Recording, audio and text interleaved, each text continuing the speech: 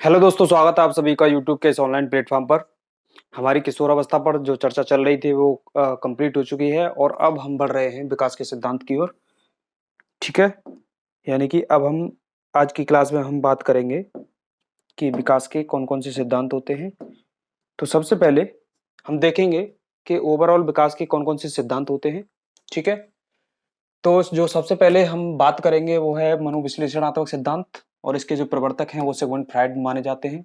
और इन्हीं का ही यानी कि इसी सिद्धांत का एक पहलू होता है जिसको बोलते हैं मनोलैंगिक विकास सिद्धांत। ये भी सिगमंड फ्रायड ने दिया है। उसके बाद मनोसामाजिक विकास सिद्धांत एरिक एरिक्सन के द्वारा दिया गया है। और पारिस्थितिक परक सिद्धांत जो है यूरी ब्रोन ब्रेनर के द्वारा दिया गया है। संज्ञानात्मक विकास सिद्धांत जो कि जीन पियाजे के द्वारा दिया गया है। और यही सिद्धांत एक वाइगोत्स्की के द्वारा भी दिया गया है। ऐसे ही नैतिक विकास सिद्धांत जो कि लॉरेंस कोल्बर के द्वारा दिया गया है। और एक नैतिक विकास सिद्धांत जो है जीन पियाजे के द्वारा भी दिया गया है।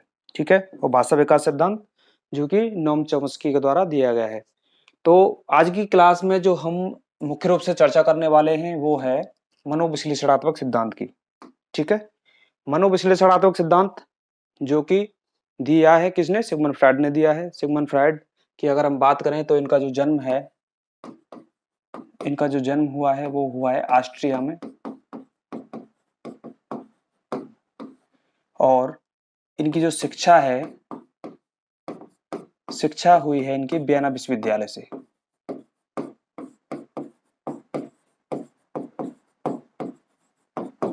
ये साइकेट्रिस्ट माने जाते हैं, यानी कि मनोचिकित्सक माने जाते हैं।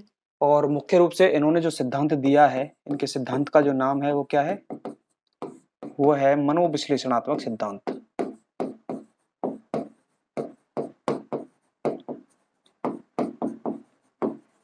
मनोविश्लेषणात्मक सिद्धांत जो कि किसने दिया है? सिगमंड फ्रायड ने दिया है। और ये जो मनोविश्लेषणात्मक सिद्धांत है ये क्या है? ये एक विधि है जिसके द्वारा इन्होंने कई मनोरोगियों का इलाज किया है। ठीक है, तो क्या है ये एक विधि है जिसके द्वारा इन्होंने कई मनोरोगियों का इलाज किया है। इसके अलावा हम बात करें तो जो मनोविश्लेषणात्मक सिद्धांत है, तो मनोविश्लेषणात्मक एक क्या है? मनोविश्लेषणवाद एक क्या है? संप्रदाय है। संप्रदाय भी है। संप्रदाय जैसे हम बात करें संरचनावाद एक संप्रदाय हो गया, व्यवहारवाद एक संप्रदाय हो गया। ठीक है, प्रकार्यवाद एक संप्रदाय हो गया। उसी प्रकार से मनोविश्लेषणवाद भी क्या है? एक संप्रदाय भी है। और मनोविश्लेषण एक व्यक्तित्व के सिद्धांत भी है ना? क्या ये व्यक्तित्व के सिद्धांत भी है जिसमें इन्होंने व्यक्तित्व के प्रकार बताए हैं। ठीक है, तो मनोविश्लेषणात्मक सिद्धांत जो कि मुख्य रूप से किसने दिया है? इसके प्रवर्तक कौन माने जाते हैं? सिगमंड फ्रायड माने जाते हैं। और ये एक विधि भी है जिसके द्वारा रोगियों का इन्होंने कई मनोरोगियों का इलाज भी किया है। और एक व्यक्तित्व का सिद्धांत भी है। तो अब हम चर्चा करने वाले हैं कि जो ये मनोविश्लेषणात्मक जो सिद्धांत है इन्होंने इसे 3 पहलुओं के द्वारा समझाया है। ठीक है, 3 पहलू कौन कौन से हैं वो? तो सबसे पहला जो पहलू है उसको बोलते हैं स्थलाकृति, या हम बोल सकते हैं आकारात्मक संरचना, और अगर इंग्लिश में बोलें तो टोपोग्राफिकल स्ट्रक्चर। और इस टोपोग्राफिकल स्ट्रक्चर के अंतर्गत सिगमंड फ्रायड ने मन की दशाओं को बताया है, यानी कि मन की संरचनाओं की इन्होंने बात की है। मन की संरचना के बारे में बताया है। किसके अंतर्गत? स्थलाकृति के अंतर्गत, यानी कि टोपोग्राफिकल स्ट्रक्चर के अंतर्गत। और दूसरा जो पहलू है जो है गत्यात्मक कह सकते हैं, या संरचनात्मक संरचना, या फिर इंग्लिश में बोले तो हम डायनेमिक स्ट्रक्चर या फिर स्ट्रक्चरल स्ट्रक्चर इसको हम बोल सकते हैं। इसमें इन्होंने व्यक्तित्व के प्रकार बताए हैं। व्यक्तित्व के प्रकार बताए हैं। ठीक है, और जो मनोलैंगिक विकास सिद्धांत है, ये मनोलैंगिक विकास सिद्धांत यानी साइकोसेक्सुअल डेवलपमेंट, इसे इन्होंने 5 अवस्थाओं के द्वारा समझाया है। यानी बालक की 5 अवस्थाओं के द्वारा इस सिद्धांत को समझाया है। किसको? मनोलैंगिक विकास सिद्धांत को। तो चलिए हम शुरुआत करते हैं। सबसे पहले हम बात करेंगे स्थलाकृति, आकारात्मक या फिर टोपोग्राफिकल स्ट्रक्चर के बारे में। ठीक है, और टोपोग्राफिकल स्ट्रक्चर, इसमें इन्होंने जो मन की दशाएं बताई हैं, मन की संरचना बताई है, 3 प्रकार के मन बताए हैं इन्होंने। वो कौन कौन से होते हैं? पहला है चेतन मन। चेतन मन, जिसको हम क्या बोल सकते हैं, कॉन्शियस माइंड भी बोल सकते हैं, कॉन्शियस माइंड भी इसको बोल सकते हैं। और दूसरा है अचेतन मन,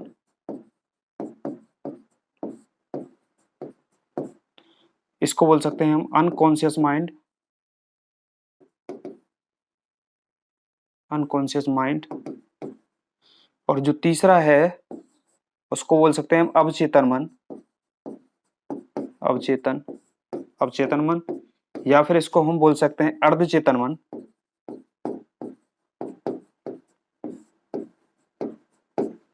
और या इंग्लिश में हम बात करें तो इसको बोल सकते हैं हम सबकॉन्शियस माइंड।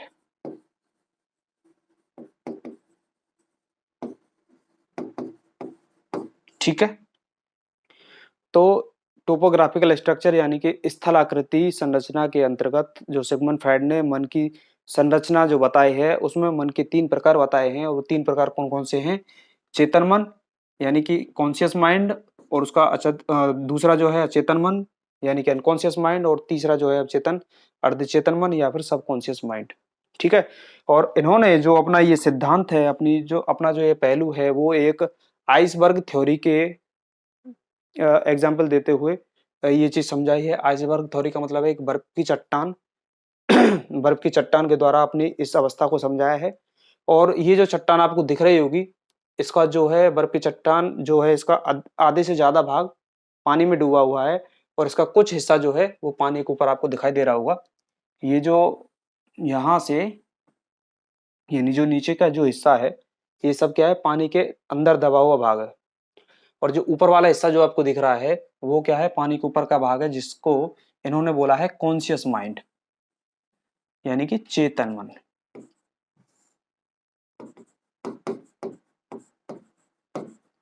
चेतन मन इन्होंने बोला है किसको, जो बर्फ का ऊपर का हिस्सा है यानी पानी से बाहर वाला जो हिस्सा है उसको क्या बोला गया है, चेतन मन बोला है। और ये होता है 1/10 भाग होता है। कितना होता है? इसका जो हिस्सा होता है वो होता है 1/10। और जो पानी के नीचे जो दबा हुआ भाग है यानी कि जिसको अनकॉन्शियस इन्होंने बोला है यानी कि अचेतन इन्होंने बोला है, अचेतन मन बोला है, इसका जो भाग है वो है 9/10 भाग। ठीक है, और जो बीच वाला हिस्सा है जिसका कोई भी भाग नहीं है यानी कि सबकॉन्शियस माइंड की हम बात कर रहे हैं, ये क्या है, ये जो बीच वाला हिस्सा है, जो ना तो कॉन्शियस माइंड का हिस्सा है ना ही अनकॉन्शियस माइंड का हिस्सा है, केवल बीच का जो हिस्सा है, जिसका कहने के में तो कोई हिस्सा नहीं है, लेकिन जो बीच की अवस्था है उसको क्या नाम दिया गया है, सबकॉन्शियस माइंड नाम दिया गया है। ठीक है, अब हम बात करें तो चेतन मन की, अगर हम बात करें तो चेतन मन ये मस्तिष्क की जागृत अवस्था होती है।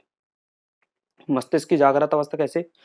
क्योंकि जो माइंड हमारा एक प्रेजेंट में, जैसे माइंड जो हमारा काम करता है, हम चीजों को समझते हैं, है ना, कोई बोलता है दूसरा सुनता है, तो जो ये प्रक्रिया होती है, ये प्रक्रिया कहाँ पे चलती है? ये चलती है कॉन्शियस माइंड में। जैसे मैंने आपसे कोई प्रश्न पूछा और आपने उसका जवाब दिया, तो जो सोच समझ के जो आपने माइंड का इस्तेमाल किया इस चीज में, तो वो कौन सा माइंड का इस्तेमाल किया आपने?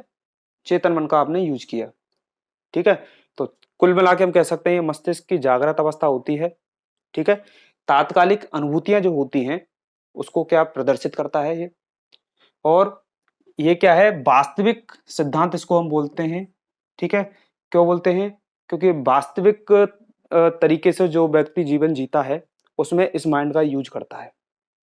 ठीक है, तो मस्तिष्क की जागृत अवस्था होती है, तात्कालिक अनुभूतियां जो होती हैं वो इसमें आती हैं, है ना, वास्तविक जो बातें होती हैं वो इसमें आती हैं, इसी वजह से इसको वास्तविक सिद्धांत भी इसको हम बोलते हैं, वास्तविक चीजें इसी के अंदर आती हैं।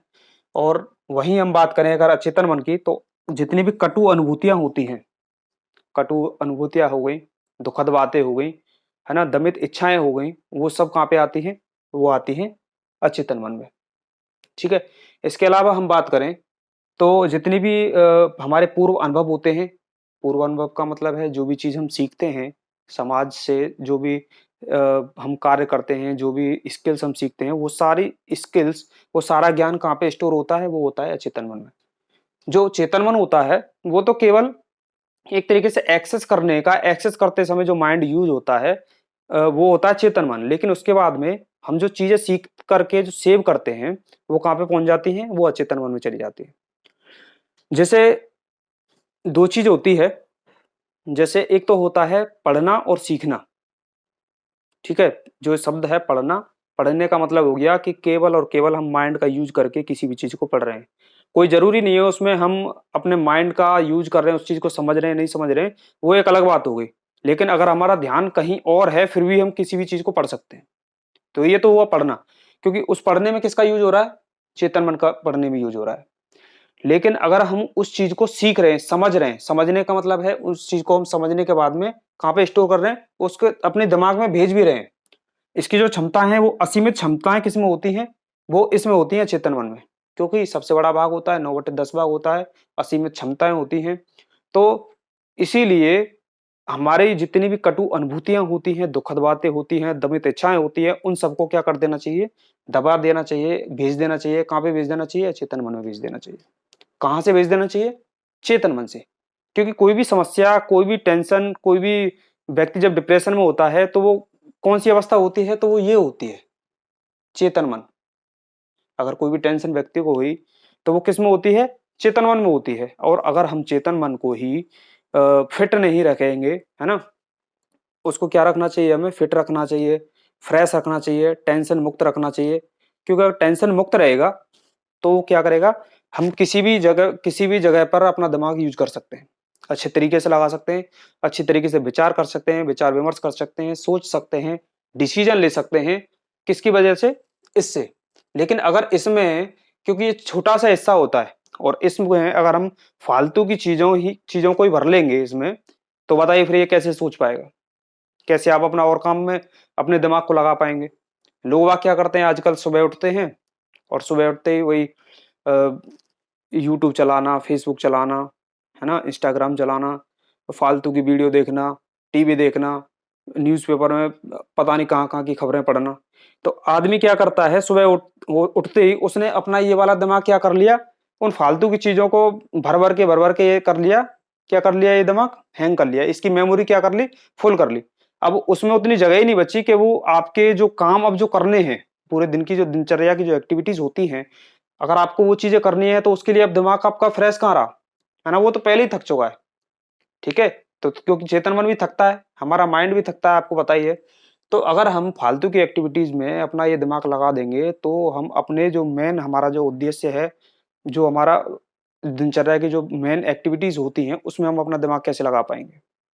तो इस वजह से इसको क्या रखना चाहिए, फ्रेश रखना चाहिए, फिट रखना चाहिए, है ना, फालतू की एक्टिविटीज में दिमाग खर्च नहीं करना चाहिए। क्योंकि ये ही सीखने का दौर होता है, हम इसके ही माध्यम से इसमें अपनी जितनी भी जानकारी, जितनी नॉलेज होती है, उसको हम कहाँ पे स्टोर करते हैं, यहाँ पे स्टोर करते हैं। किसके द्वारा, चेतन मन के द्वारा। ठीक है, तो जो अनकॉन्शियस माइंड होता है ये क्या होता है, ये भंडार गृह होता है, पूर्व अनुभव इसके अंतर्गत आते हैं। जितनी भी अनैतिक कामुक इच्छाएं होती हैं, है ना, वो सभी कहाँ पे आती हैं, वो भी इसी में आती हैं। ठीक है, और इसके अलावा हम बात करें तो ये है जो है कॉन्शियस माइंड का विपरीत होता है। यानी कॉन्शियस का क्या होता है, ये विपरीत होता है और व्यक्ति के कंट्रोल से बाहर होता है। मेन बात ये है कि ये हमारे कंट्रोल से बाहर होता है। यानी कि ये दोनों हिस्से है तो हमारे माइंड के हिस्से ही, लेकिन हमारा जो कंट्रोल रहता है वो किस पर रहता है, केवल और केवल कॉन्शियस माइंड पर हमारा कंट्रोल रहता है। यानी कि 1/10 भाग जो है, यानी कि जो मैं बोल रहा हूं, मैं क्या सोच समझ के उत्तर दे रहा हूं आपको। जैसे मान चलिए किसी ने कोई प्रश्न पूछा, ठीक है, और प्रश्न पूछा और प्रश्न में जो उत्तर दिया तो वो किसका यूज करके दिया, कॉन्शियस माइंड का यूज करके दिया। अगर मान के चलिए कोई व्यक्ति झूठ बोल रहा है, ठीक है, झूठ बोल रहा है, तो झूठ बोलने का मतलब क्या है कि उसको सच पता है, लेकिन उसके बावजूद भी वो क्या कर रहा है, झूठ बोल रहा है। यानी कि उसका कॉन्शियस माइंड पर कंट्रोल है, इसी वजह से तो वो ऐसा कर पा रहा है। अगर उसका कॉन्शियस माइंड पे यानी कि चेतन मन पे कंट्रोल नहीं होता तो वो तो बिल्कुल जो उसके माइंड में एक्चुअल जो बातें हैं वही बता पाता। लेकिन ऐसा नहीं है। लेकिन ऐसा कब होता है कि जैसे बेहोशी की हालत जब होती है, बेहोशी की हालत में क्या होता है कि हमारा जो कॉन्शियस माइंड है उस पर जो कंट्रोल रहता है वो थोड़ा ढीला हो जाता है। ठीक है, क्योंकि हम अचेत अवस्था में होते हैं, नींद नींद वाली जो अवस्था सी होती है, जैसे नींद सी रहती है, उसमें व्यक्ति जो है एक्टिव नहीं रहता है, तो उसमें क्या होता है, उसके दिमाग में जो भी चीजें सेव हैं, दिमाग का मतलब है जो उसके अनकॉन्शियस में जो भी बातें सेव हैं, चाहे वो कैसी भी बातें हैं, तो वो क्या करेगा, नींद में बड़बड़ाएगा। उसे खुद नहीं पता रहता कि मैं क्या बोल रहा हूँ क्या नहीं बोल रहा हूँ। तो वो जो बातें बोल रहा होता है, दरअसल उसने उस अपने दिमाग में यानी अनकॉन्शियस भाग में उसने वो बातें भेज रखी है पहले से। तभी जो बेहोशी की हालत में वो क्या कर रहा है, ऐसी बातों को बोल रहा है। ठीक है। और जो पुलिस इन्वेस्टिगेशन वगैरह होती है, जो कार्रवाई वगैरह होती है पुलिस की, उसमें भी क्या करते हैं, वो सच उगलवाने के लिए क्या करते हैं, व्यक्ति के जो कॉन्शियस माइंड होता है उससे कंट्रोल हटाते हैं। ठीक है, क्या करते हैं वो, इससे कंट्रोल हटाते हैं ताकि वो उनके जो दिमाग में एक्चुअल जो बातें हैं वो सच जान सकें कि इसके अंदर क्या चल रहा है। ठीक है, क्योंकि जब तक व्यक्ति का दिमाग ये वाला काम करता रहेगा, आप इसको एक्सेस नहीं कर सकते, इसमें पावर होती भी नहीं, मतलब कॉन्शियस में पावर होती नहीं है कि वो इसको उस तरीके से यूज कर सके। ठीक है। हालांकि 5% लोग ऐसे हैं जो जानते हैं कि what is the power of unconscious mind, यानी कि चेतन मन की जो शक्ति होती है। और शक्ति का मतलब वास्तव में ही एक तरीके से एक पावर होती है, एक शक्ति होती है, जो 5% लोग जानते हैं इस बात को। 5% लोग कौन से होते हैं, जो जैसे मान के चलते हैं, जो टाटा हो गया, बिरला हो गया, है ना, इसके एलन मस्क हो गया, बिल गेट्स हो गया। तो ये जो लोग हैं ये बताते हैं इस चीज को कि अनकॉन्शियस माइंड में असीमित पावर होती है, असीमित क्षमताएं होती हैं। हम जो चाहते हैं वो पा सकते हैं, जो हम सोचते हैं वो पा सकते हैं। ये विचार आपने सुना होगा, वो विचार, ये विचार कहाँ से कनेक्टेड है, वो इसी बात से कनेक्टेड है, किससे, जो अनकॉन्शियस माइंड की जो पावर होती है। ठीक है। अब ये काम कैसे करता है, इसकी वजह से कई किताबें छपी हुई हैं मार्केट में, इसी नाम से कई किताबें हैं, जैसे पावर ऑफ अनकॉन्शियस माइंड, इसका हिंदी वर्जन भी है कि चेतन अचेतन मन की शक्ति। तो इसके अनुसार क्या होता है कि थोड़ी सी अगर हम इस पे बात करें, हालांकि वो एक अलग काफी बड़ा टॉपिक हो जाएगा, लेकिन एक छोटी सी चर्चा अगर हम इस बात पे करें, तो उस किताब के अनुसार क्या होता है कि हमारे अचेतन मन में जो चीजें चली जाती हैं, जैसे मानो चलिए कोई ऐसी इच्छा जो व्यक्ति उसे पाना चाहता है, ठीक है, सीरियसली पाना चाहता है। इच्छाएं तो बहुत उठती है, दिन भर में बहुत सारी इच्छाएं उठती है व्यक्ति के मन में, क्योंकि हमारे अगर मन की बात करें तो मन में 60,000 विचार पर डे आते हैं, जो हमारे कंट्रोल से बाहर होते हैं। हम ना मतलब चाहते हुए भी उसको नहीं रोक सकते हैं। ठीक है। तो जो है इसकी जो पावर होती है उसमें क्या होता है, जो हमारा जो विचार है, हमारी जो ऐसी इच्छा है जो वास्तव में हम उसको पाना चाहते हैं, जो डिटरमाइंड इच्छा होती है, डिटरमाइंड होकर के किसी भी चीज को हम चाहते हैं, तो ये क्या करते हैं, इसके अनुसार क्या है कि उसको हमें फील करना है, उसी तरीके से फील करना है कि जैसे हमें वो इच्छा मिल गई है। जैसे मान चलिए कोई व्यक्ति कोई कार खरीदना चाहता है, कार खरीदना चाहता है, तो उसको वो उसी तरीके से फील करना उसने शुरू कर दिया। मैं उस चीज को बता रहा हूं कि कैसे लोग इसका यूज करते हैं, किसका, अनकॉन्शियस माइंड का यूज करके अपनी लाइफ में जो नए नए चमत्कार होते हैं, नई नई चीजों को जो प्राप्त करते हैं, वो मैं बता रहा हूं किसके अनुसार, the power of unconscious mind किताब के अनुसार। उसके अनुसार क्या होता है, हमें वो चीजें उस हिसाब से फील करनी होती हैं, बिल्कुल जैसे गाड़ी में कोई व्यक्ति बैठा हुआ है, जो कार उसे लेनी है उसको फील कर रहा है, उसमें जा रहा है, उसमें बैठा है, तो वो उसको फील करने के बाद में उसने क्या किया, फिर वो अनकॉन्शियस से बाहर आया, उस माइंड से बाहर आया और अपनी जो रेगुलर एक्टिविटीज होती हैं उसमें वो लग गया, डेली के जो काम करने हैं वो कर रहा है। तो ये जो माइंड होता है ये क्या करता है, तो जो इच्छाएं हमारी थी उसके अकॉर्डिंग क्या करता है, ये ऐसा ही माहौल क्रिएट करता है, हमारे सामने ऐसी ही परिस्थिति पैदा करता है, हमारे सामने वो ही चीज दिखाता है जो हमारे अंदर चल रही होती है। ठीक है। तो इसी वजह से ये अपना काम करता रहता है और एक ना एक दिन वो चीज व्यक्ति को प्राप्त हो जाती है। ठीक है। इसमें किसकी पावर होती है, ये होती है अनकॉन्शियस की। इसका एक एग्जांपल मैं और देना चाहूंगा, जैसे आपने देखा होगा, माने चलिए कि दो व्यक्ति हैं, जिनमें से एक व्यक्ति दूसरे व्यक्ति को मारना चाहता है, उसके अंदर द्वेष की भावना है, उसके अंदर गुस्सा है, और लगातार वो रोजाना उसके मन में केवल और केवल यही बात घूम रही है। तो वो बात क्या चली गई, उसके अचेतन मन में चली गई है, और वहां जाने के बाद में क्या होता है कि जो बातें उसके मन में चल रही होती है वो ही माहौल बाहर क्रिएट होता है। ठीक है। और आपने देखा होगा जब व्यक्ति लगातार किसी के प्रति इतना गुस्सा उसके अंदर चल रहा होता है, तो बहुत ही जल्दी वो गुस्सा उसके सामने आ जाता है और वो झगड़ा उन दोनों के बीच में देखने को मिल जाता है। तो इसका क्या कारण है, उसका कारण यही है। तभी तो बोलते हैं जैसे हमारे विचार होंगे वैसे ही जिंदगी होगी। ठीक है, तो जैसे अगर विचार किसी के होंगे, अगर पॉजिटिव विचार उसके अंदर चल रहे हैं तो उसकी बाहर की दुनिया भी कैसी होगी, सकारात्मक ही होगी। उसे लोग, सकारात्मक लोग ही मिलेंगे और जो चीजें उसके सामने आएंगी वो कैसी आएंगी, सकारात्मक ही आएंगी। अगर नेगेटिव व्यक्ति है, हर समय नेगेटिव सोचता है, तो उसे हर चीज फिर नेगेटिव ही दिखेगी। वो क्यों दिखती है, वो इसी वजह से दिखती है। ठीक है, तो कुल मिला के अगर हम ओवरऑल अब हम बात करें तो अनकॉन्शियस माइंड यानी कि ये क्या होता है, इच्छाओं का भंडार गृह होता है। जितनी अनैतिक कामुक इच्छाएं होती हैं, कटु अनुभूतियां होती हैं, वो सब इसके अंतर्गत आती हैं। पूर्व अनुभव इसके अंतर्गत आ जाते हैं। ये चेतन मन के विपरीत होता है, व्यक्ति के कंट्रोल से बाहर होता है, और सिगमंड फ्राइड ने इसीलिए इस अवस्था को महत्वपूर्ण माना है। ठीक है, और उसके बाद हम बात करें सबकॉन्शियस माइंड की, तो सबकॉन्शियस माइंड जो कि एक बीच की अवस्था होती है, ना तो ये कॉन्शियस का भाग होता है, ना ये अनकॉन्शियस का भाग होता है। और इसका कार्य क्या होता है, ये वो अवस्था होती है जैसे बोलते बोलते हम अटक जाते हैं, कभी कभी बोलते बोलते अटक जाना, हकला जाना, रुक जाना, है ना।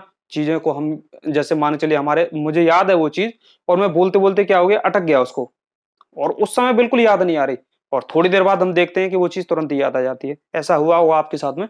तो ये जो होता है वो किसकी वजह से होता है, वो इस अवस्था की वजह से होता है, सबकॉन्शियस की अवस्था से होता है, यानी कि अवचेतन मन की वजह से होता है। ठीक है, तो आपको ये समझ में आ गया होगा।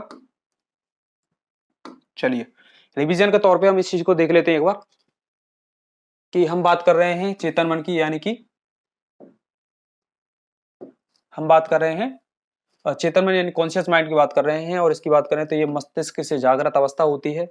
ठीक है, जो हमारा माइंड, एक्टिव माइंड, जो प्रेजेंट में हम जो चीजें यूज करते हैं, वो ये चीज होती है। ठीक है, इसका संबंध वर्तमान और वास्तविकता से होता है। इसका संबंध किससे होता है, वास्तविकता से होता है, और ये तात्कालिक अनुभूतियों को प्रस्तुत करता है। ठीक है, उसके बाद ये जो है अचेतन मन यानी अनकॉन्शियस माइंड, ये कटु अनुभूतियों, दुखद बातों, जितनी भी दमित इच्छाएं होती हैं, दुखद बातें होती हैं, वो सब कहाँ पे होती हैं, अचेतन मन में होती हैं, और यहीं पर उनको भेज देना चाहिए। ठीक है, ये व्यक्ति को आना चाहिए इस चीज को, कि मान के चलिए कोई समस्या उसके पास आई, और समस्या की वजह से अगर वो समस्या को लगातार अपने दिमाग में बना के रखेगा, दिमाग में उस चीज को सोचता रहेगा, किसमें, इसमें ही चेतन मन में ही उस बात को घुमाता रहेगा, तो व्यक्ति क्या हो जाएगा, पागल हो जाएगा। तो उसे क्या करना है कि इस माइंड में जैसे ही कोई टेंशन आई, तो उसे क्या है कि उसे कहाँ भेज देना है, यहाँ पे भेज देना है, अचेतन मन में। क्योंकि ये तो भंडार है, इसमें किसी भी बात को हम यहाँ पे भेज सकते हैं, दबा सकते हैं, और इसको फ्री रख सकते हैं। जैसे कंप्यूटर में रैम का कार्य होता है। कंप्यूटर में आपने रैम सुनी होगी, मेमोरी होती है दो प्रकार की, एक होती है रैम, एक होती है हार्ड डिस्क ड्राइव, या फिर इसको सॉलिड स्टेट ड्राइव भी बोलते हैं। ठीक है, तो रैम का काम क्या होता है, रैम कंप्यूटर में आपने देखा होगा ज्यादा से ज्यादा 2 GB, 4 GB, 6 GB, 8 GB, और आजकल जो कंप्यूटर्स चल रहे हैं उसमें 16 GB का यूज हो रहा है। तो उसमें, और जबकि ये 500 GB हो गया, 1 TB, 2 TB, है ना, ऐसे करके यूज होती है। तो ये क्यों होती है, क्योंकि रैम का जो कार्य होता है वो क्या होता है कि जब हमारा कंप्यूटर ऑन रहता है और स्क्रीन जब ऑन है, प्रेजेंट टाइम पर जो प्रोसेस चल रही है वो कहाँ पे होल्ड होती है, वो रैम में होल्ड होती है। लेकिन जैसे ही उनको हम सेव कर देते हैं, तो वो चीजें कहाँ आ जाती हैं, यहाँ आ जाती हैं। तो ऐसे ही इसमें क्या है, अभी 16 GB की 16 GB हम इतने सारा काम अगर कर देंगे, उसको फालतू की एक्टिविटियों से भर देंगे, तो ये क्या करेगा, हैंग करने लगेगा। करता है कि नहीं करता है, जिनमें कम रैम होती है वो हैंग करते हैं, सिस्टम उनका हैंग करने लग जाता है। तो इसी वजह से जो ऐसे ही सिस्टम किसका है, इसका है, चेतन मन का। अगर इसमें फालतू की एक्टिविटी की वजह से अगर हम अपने इस मन को, इस माइंड को अगर हैंग कर देंगे, है ना, तो क्या होगा कि ये जो बातें सोचने की होती हैं, जो जो हमें अपने मेन काम पे फोकस करना होता है, वो हम नहीं कर पाते। ठीक है, तो इसी वजह से तो चेतन मन जो है, इसमें जो बातें आती हैं उसको कहाँ पे भेज देना चाहिए, यहाँ पे भेज देना चाहिए। जितनी भी दुखद बातें हो गई, जितनी भी हमारी इच्छाएं हो गई, कामों की इच्छाएं हो गई, वो सब यहाँ भेज देनी चाहिए। पूर्व अनुभव का भंडार गृह होता है। ये असामाजिक, अनैतिक और कामुक इच्छाओं का भंडार गृह होता है। ये व्यक्ति के नियंत्रण से बाहर होता है। ठीक है, और ये चेतन मन के ठीक विपरीत होता है। ठीक है, और सिगमंड फ्राइड ने क्या है, इसे महत्वपूर्ण माना है। और अब हम बात करेंगे अर्धचेतन मन की, यानी कि अर्धचेतन मन या अवचेतन मन। और ये क्या है, ये चेतन और अवचेतन के बीच की अवस्था होती है। ठीक है, और जितनी भी याद की हुई बातों को, अनुभवों को अचानक से भूल जाना, अटक जाना, हकला जाना, ये सब और लेकिन प्रयास करने पर वो सभी बातें याद आ जाना, हमारे चेतन में उन बातों का आ जाना, ये किस अवस्था की वजह से होता है? ये होता है अवचेतन मन की वजह से। ठीक है, तो ये हुई हमारी स्थलाकृति की चर्चा, यानी कि टोपोग्राफिकल की चर्चा हम कर चुके हैं। और अब हम बात करेंगे गत्यात्मक यानी संरचनात्मक संरचना की। ठीक है, यानी कि डायनेमिक स्ट्रक्चर या फिर स्ट्रक्चरल स्ट्रक्चर। और इसमें इन्होंने क्या बताए हैं? व्यक्तित्व के प्रकार बताए हैं, व्यक्तित्व के प्रकार बताए हैं। और अगर हम प्रकार की बात करें तो इन्होंने जो बताए हैं, एक बताई है इड, जिसको हम बोलते हैं हिंदी में इदम। ठीक है, एक होता है ईगो, यानी कि इसको बोलते हैं अहम। और एक होता है सुपर ईगो। ठीक है, इसको क्या बोलते हैं? परा अहम या परम अहम इसको बोलते हैं। ठीक है, तो इड अवस्था क्या होती है? इड अवस्था, जिस व्यक्ति पर ये इड अवस्था हावी होती है, यानी कि इड अवस्था जिस व्यक्ति पर हावी होती है, वो केवल उसे केवल और केवल अपनी इच्छा दिखाई देती है। वो परिणाम की चिंता नहीं करता है, कुछ नहीं सोचता है, केवल और केवल किसकी सोचता है? अपने इच्छा की सोचता है। यानी कि इसमें किसकी बात होती है? केवल और केवल इच्छा की बात होती है। तो इसी वजह से इसको क्या बोला जाता है? सुखवादी सिद्धांत इसको बोलते हैं। क्या बोलते हैं? सुखवादी सिद्धांत इसको बोलते हैं, सुखवादी सिद्धांत बोलते हैं। और ये जन्मजात होती है। कैसी होती है? ये जन्मजात होती है। और इसका जो संबंध होता है किससे होता है? जैविक पक्ष से इसका संबंध होता है। ठीक है, इच्छाओं का भंडार गृह क्या होती है? वो ये होती है, जितनी अपराध कार्य यानी कि जितने अपराध कार्य होते हैं, अनैतिक बातें होती हैं, वो सब किस में आती हैं? वो सब इसमें आती हैं, किसमें? इड में, यानी इदम में। और इसी वजह से इसको क्या बोला गया है? पशु प्रवृत्ति बोला गया है। यानी कि हम बात करें तो डेविल इन ए मैन, यानी कि मनुष्य के अंदर दानव। ठीक है, मनुष्य के अंदर दानव इसको बोला गया है। और ये क्या होती है? काम प्रवृत्ति से युक्त होती है। ठीक है, और कुसमायोजन के लिए जिम्मेदार होती है। कुसमायोजन, कुसमायोजन के लिए जिम्मेदार कौन सी अवस्था होती है? इड होती है।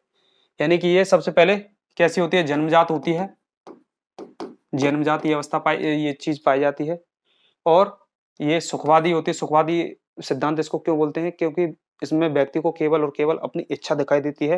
वो क्या अच्छा है क्या बुरा है, उचित अनुचित में भेद नहीं कर पाता है, केवल और केवल इच्छा प्राप्ति की ओर चल देता है। इस वजह से इसको सुखवादी सिद्धांत बोला गया है। और ये इसमें पशु प्रवृत्ति पाई जाती है। ठीक है, इसी वजह से डेविल इन ए मैन इसको बोला गया है। ठीक है, और कुछ समायोजन के लिए ये क्या होती है? जिम्मेदार होती है। ठीक है, और अब हम बात करेंगे ईगो की। ईगो यानी अहम। और ये 1 से 2 वर्ष में ये शुरू हो जाती है, 1 से 2 वर्ष में। इच्छा तो यहाँ पर भी इच्छा तो यहाँ पर भी जागृत होती है, लेकिन यहाँ पर व्यक्ति 10 बार सोचता है। यानी कि यहाँ पे क्या करता है? व्यक्ति परिणाम की चिंता करता है कि मैंने अगर ऐसा किया और वैसा हो गया तो। यहाँ व्यक्ति उचित तरीके से जीवन जीता है, वास्तविक तरीके से जीवन जीता है। इस वजह से इसे वास्तविक सिद्धांत बोलते हैं। क्या बोलते हैं इसको? वास्तविक सिद्धांत बोलते हैं।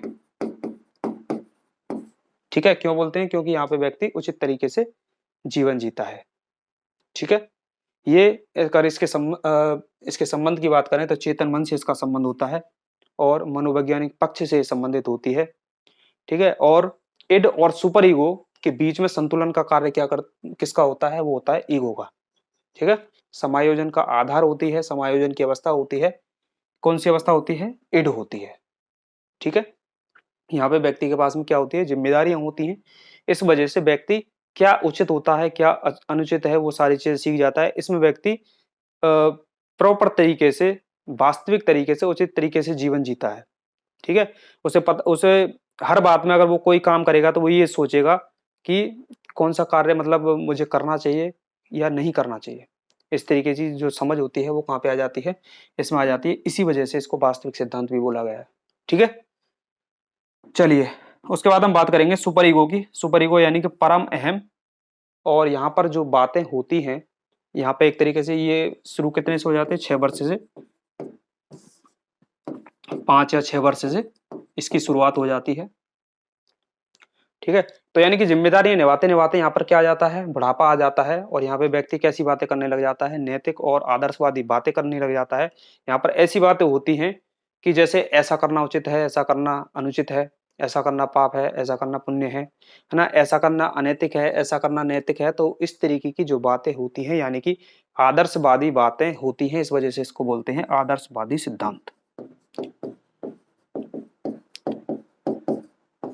क्या बोलते हैं इसको, आदर्शवादी सिद्धांत बोलते हैं। और इसमें व्यक्ति का जो रुझान है वो आध्यात्मिकता की ओर हो जाता है, क्योंकि आपने देखा होगा जो बड़े बुजुर्ग होते हैं वो क्या है, भजन ध्यान वगैरह इन सब में ज्यादा ध्यान देते हैं, तो इस वजह से आध्यात्मिकता की ओर इसमें रुझान हो जाता है। और इसको क्या बोलते हैं, इसको बोलते हैं angel in a man. Angel in a man यानी कि मानव के रूप में कौन, यानी कि देवदूत की हम बात कर रहे हैं, देवदूत इसको बोला गया है, एंजल इन ए मैन। ठीक है, मनुष्य के अंदर देव यानी कि देवदूत। क्योंकि आदर्शवादी बातें होती हैं, तो क्या आदर्शों की अधिकता व्यक्ति को कुसमायोजित कर सकती है, तो बिल्कुल कुसमायोजित कर सकती है। क्योंकि अगर आदर्शों की अधिकता, आदर्श आदर्श अगर हम आदर्श ही किसी व्यक्ति के ऊपर थोप देंगे, किसी बच्चे के ऊपर थोप देंगे, तो अच्छा खासा बालक भी क्या है, कुसमायोजित हो जाएगा। कैसे, अगर हम किसी बच्चे को, आपने देखा होगा बहुत सारे परिवारों में ऐसा होता है कि बच्चा कुछ भी करने को जाता है, नहीं ऐसा नहीं करना तुमको, ऐसा नहीं करना, ये करना, ये नहीं करना, ये खाना, ये नहीं खाना है, ये पहनना है, ये नहीं पहनना है। तो इस बात से अच्छा खासा बालक भी क्या हो जाता है, कुसमायोजित हो जाता है। यानी आदर्शों की अधिकता बालक को कुसमायोजित कर देती है। वो उसके अंदर की जो सोच होती है वो क्या हो जाती है, उसकी जो इच्छा है वो दब जाती है। वो ये सोचता है कि अपने मन से वो कुछ करे कि नहीं करे। ठीक है, तो इस वजह से आदर्शवादी सिद्धांत इसको बोलते हैं। ठीक है, नैतिक और आदर्शवादी बातें होती हैं इसमें, इस वजह से। तो अब प्रश्न ये उठता है कि क्या जो इच्छाओं का जो भंडार है, जो इच्छाएं वगैरह जो इसमें आती हैं, किसमें हम बात कर रहे हैं, जो नैतिकवादी, जो आदर्शवादी जो बातें होती हैं, इससे बालक क्या हो जाता है, कुसमायोजित हो जाता है। तो जो सुपर ईगो होती है, यानी सुपर ईगो भी बालक को क्या कर सकती है, कुसमायोजित कर सकती है। और जबकि एड अवस्था भी बालक को क्या कर सकती है, कुसमायोजित कर सकती है। इसमें डेविल इन ए मैन होता है, यानी कि दानव की हम यहाँ पे बात कर रहे हैं। यहाँ पे मैन इन ए मैन होता है, यानी मनुष्य के अंदर मनुष्य। और यहाँ पे क्या होता है, यहाँ पे एंजल इन ए मैन यानी कि मनुष्य के अंदर देव यानी कि देवदूत। ठीक है, ये सुखवादी सिद्धांत होता है, ये वास्तविक सिद्धांत होता है, और ये आदर्शवादी सिद्धांत होता है। ठीक है, चलिए तो अब आप बताइए, ये हो गया चेतन मन, अचेतन मन और अवचेतन मन यानी अर्धचेतन मन। यहां पे हम बात करें तो इड, ईगो और सुपर ईगो। ठीक है, तो अगर हम यहां पर बात करें कि इच्छाओं का भंडार गृह, तो इच्छाओं का भंडार गृह क्या होता है, इसमें अचेतन मन होता है। मस्तिष्क की जागृत अवस्था कौन सी होती है, चेतन मन। ठीक है, और यहाँ पे अगर हम बात करें कि इच्छाओं का भंडार गृह, तो इच्छाओं का भंडार गृह यहाँ पे क्या होता है, इड अवस्था होती है। यहाँ पे भी इच्छाएं होती हैं। ठीक है,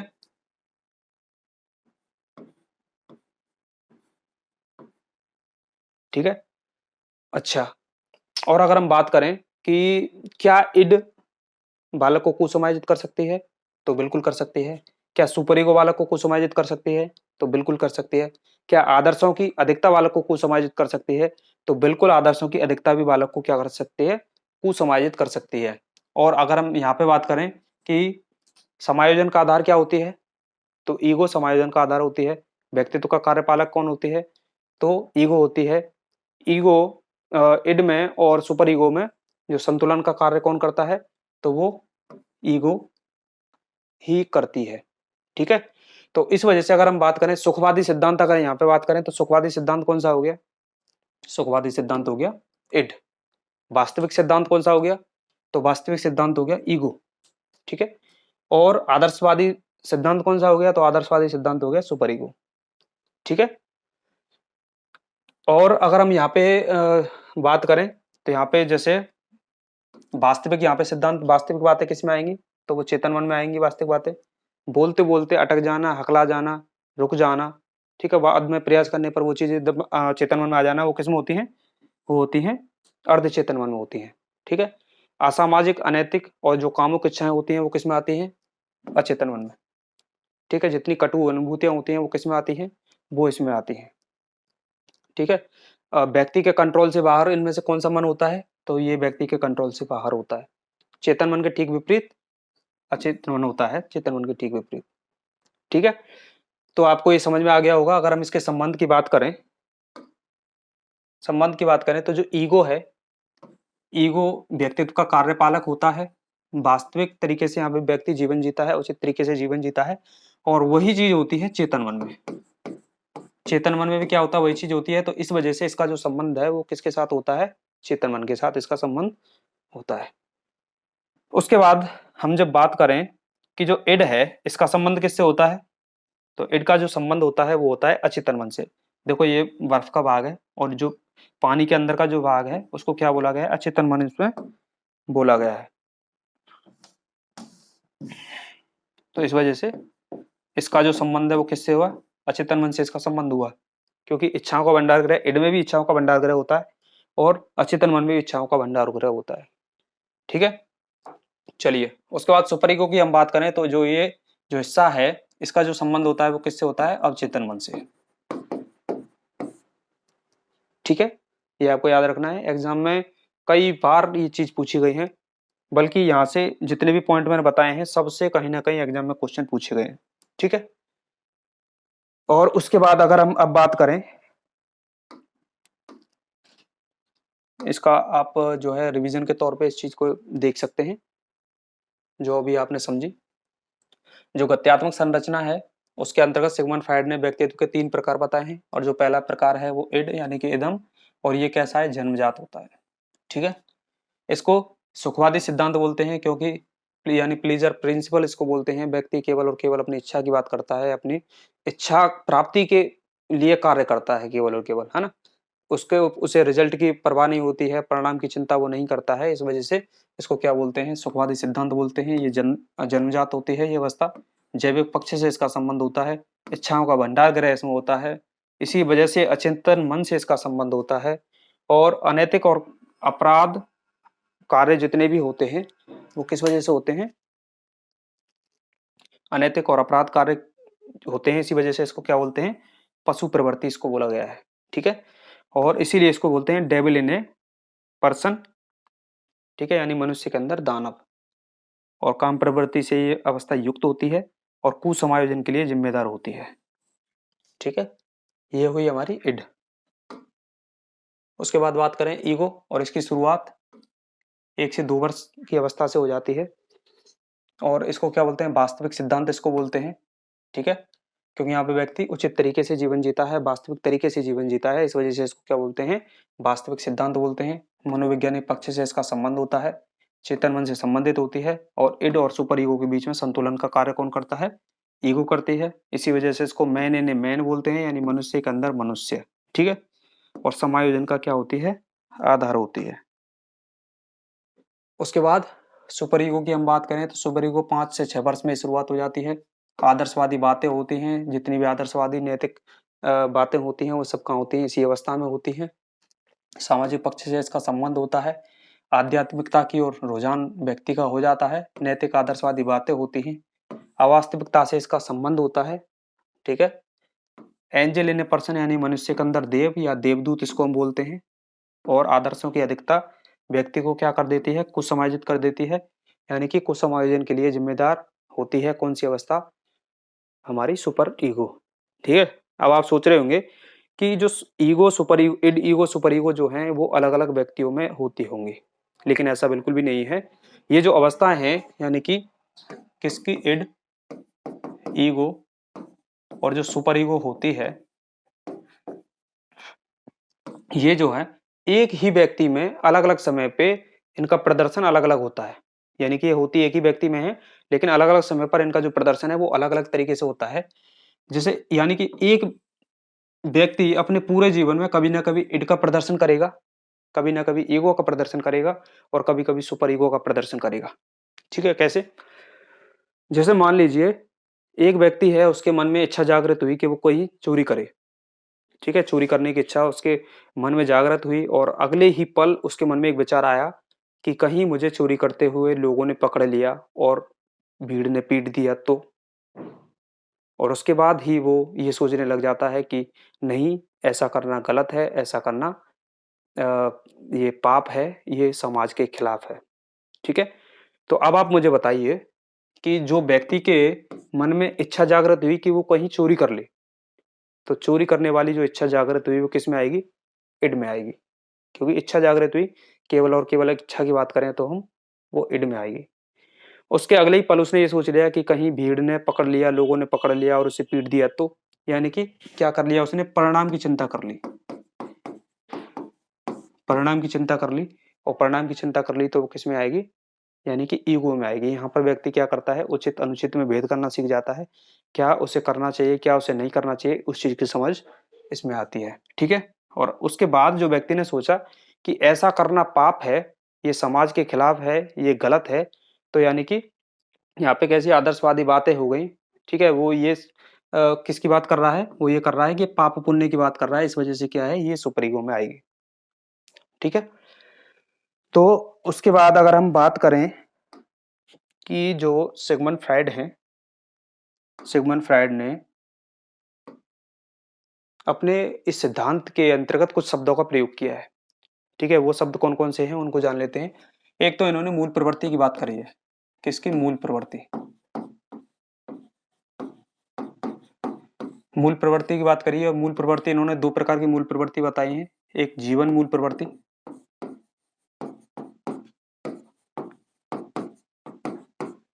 और एक बताई है इन्होंने मृत्यु मूल प्रवृत्ति।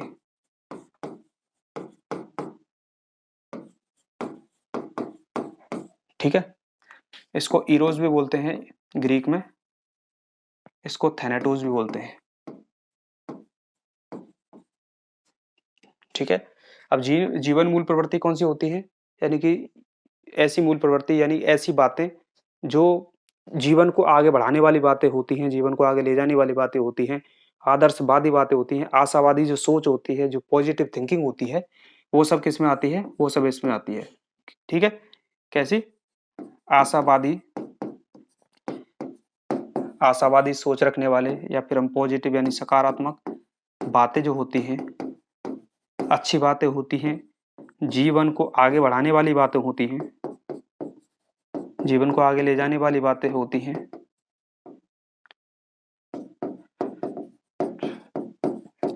ये सब कहते हैं किस में आती हैं? ये आती हैं जीवन मूल प्रवृत्ति में आती है। ठीक है?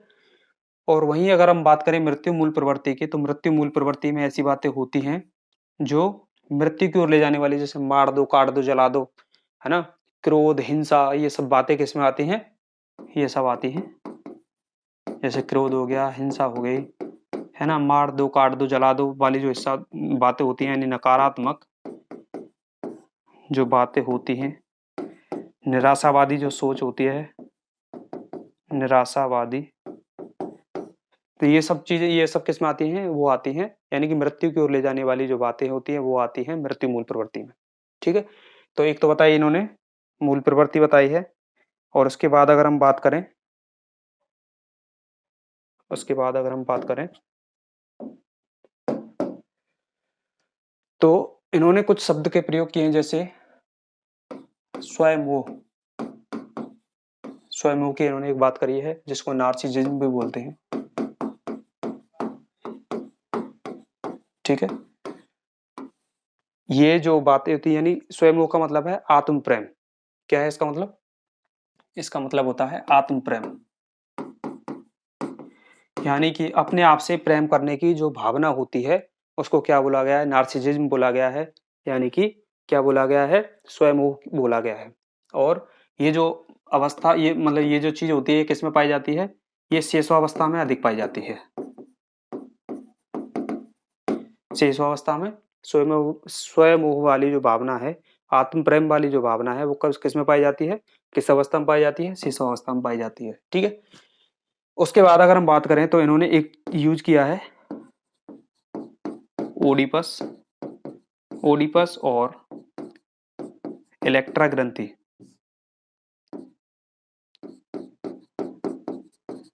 इलेक्ट्रा ग्रंथि की इन्होंने बात करी। तो ओडिपस और इलेक्ट्रा ग्रंथि क्या होती है, यानी कि जो मेल यानी कि लड़कों में जो ग्रंथि होती है वो कौन सी होती है, वो होती है ओडिपस ग्रंथि होती है। और इसी वजह से वो अपने माँ के प्रति क्या होता है, उनका जो प्रेम होता है वो अधिक होता है। किसकी वजह से होता है, ओडिपस। ये किस में होती है, ये लड़कों में होती है। ये वैसे काल्पनिक ग्रंथियां होती हैं, वास्तविक रूप में ऐसी कोई ग्रंथि हमारे शरीर में नहीं पाई जाती, लेकिन ये उन्होंने अपनी बात को रखने के लिए, अपनी बात को समझाने के लिए इन ग्रंथियों का यूज किया है। ठीक है। ओडिपस ग्रंथि लड़कों में होती है और इसी वजह से वो अपनी माँ से अधिक प्रेम करते हैं, जबकि इलेक्ट्रा ग्रंथि की बात करें तो ये लड़कियों में पाई जाती है। ये ग्रंथि लड़कियों में होती है और इसी वजह से वो अपने पिता से अधिक प्रेम करती हैं। कौन, लड़कियां। ठीक है। उसके बाद इन्होंने एक और यूज किया है शेषव कामुकता, शेषव कामुकता। ठीक है, शेषव कामुकता। और इनका जो मानना था, इन्होंने वैसे अपने सिद्धांतों में जो कामुकता पर ज्यादा यानी सेक्सुअलिटी पर हद से ज्यादा इन्होंने क्या किया, जोर दिया है। और इन्होंने ऐसी ऐसी बातें बोली जिनका इनके पास में कोई प्रूफ नहीं था, और इसी के चलते इनके जो समर्थक थे वो इनसे अलग हो गए। इनके समर्थक कौन कौन से थे, जैसे हम बात करें जुंग, या फिर इसको युंग भी बोल सकते हैं, युंग, एडलर और एरिक्सन। एरिक्सन, तो ये जो इनके समर्थक थे, और मुख्य रूप से जो शेषव कामुकता वाली बात पर जुंग से इनका क्या हो जाता है, झगड़ा हो जाता है। इनका जो विरोध कौन करते हैं, वो जुंग करने लग जाते हैं।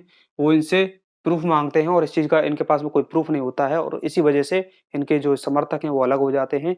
और आगे चल के इन्होंने अपना एक अलग सिद्धांत दिया जिसको बोलते हैं विश्लेषणात्मक सिद्धांत। विश्लेषणात्मक सिद्धांत। ठीक है। तो ये आज की हमारी चर्चा रही। आई होप आपको ये वीडियो समझ में आई होगी। अगर आपको ये वीडियो पसंद आई, समझ में आई, तो इस वीडियो को लाइक करें, सब्सक्राइब करें। ठीक है। और कमेंट सेक्शन में बताएं कि आपको ये वीडियो कैसी लगी। Thank you very much for watching my video.